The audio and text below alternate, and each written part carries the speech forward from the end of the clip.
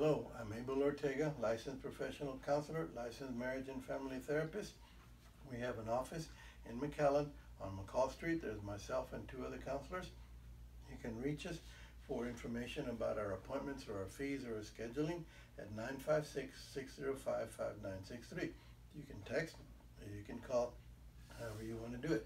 I'm continuing with the idea, The Dance of Restoration. This is a book that was written by me and Melody Fleming, and it is to help people restore their marriage after infidelity. And today's topic is infidelity. We have already talked about the statistics of infidelity, and now I'm going to talk to you about the warning signs of infidelity. If you want this book, Restoring Marriage After Infidelity, you may buy it at Amazon, or you may buy it here at Ortega and Associates. The warning signs of infidelity. There are signs out there, and many spouses find it, women find it, men find it. I'm going to read this paragraph, and then I'm going to talk to you about the warning signs. This woman found out that her husband was having an affair the same week that he asked her for a divorce. She didn't see it coming. She said, "I felt there was something not quite right, but he had convinced me that I was just paranoid and insecure." This is what happens, and you'll find that in the book here.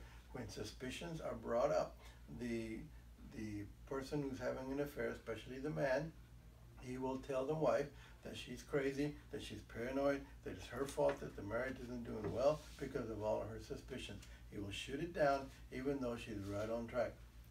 This lady says, "I had no idea he was such a good liar. He talked me out of my suspicions." That is common. The wife doesn't necessarily do that as much, but the husband does. She's either more open or she just doesn't answer the questions. And of course, we asked this woman, could you make a list of his unusual behavior? So this is a list that this person made, looking back after the affair was discovered, looking back, trying to see if there was something there before. And number one is, about 6 months ago, he started working longer hours and having more client dinners.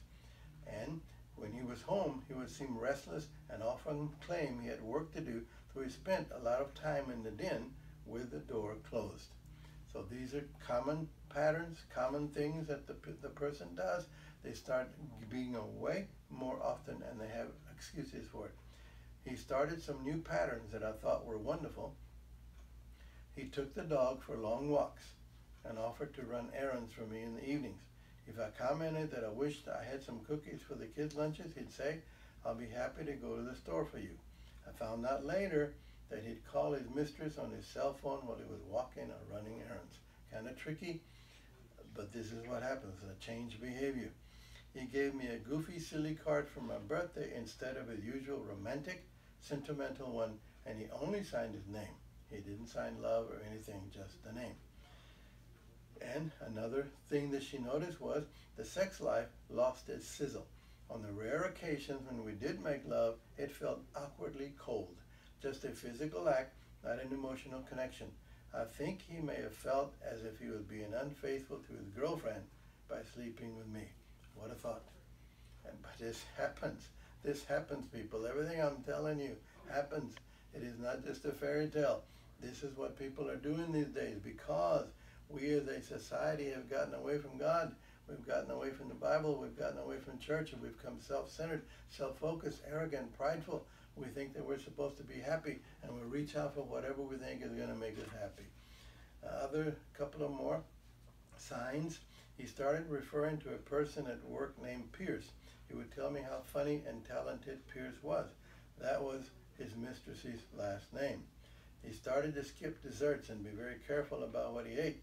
He lost weight and started exercising. Now, this is a good one. He dyed his hair to cover the gray. She is 12 years younger than he is. He seemed more short-tempered. Things that didn't usually bother him suddenly did, and he was impatient with the children. After I saw the way he reacted to her at a company party, I asked him if there was something between them, and he lied to my face. Looking back, I know he lied to me about credit card and cell phone bills, and that most of the new clients he'd been taking to dinner were not clients at all. I'll give you some more on this as we go along, but right now we want to finish this section. I'm Abel Ortega, licensed professional counselor, licensed marriage and family therapist. You can make an appointment or ask questions about our fees and scheduling at 956-605-5963. You can call or text. Thank you.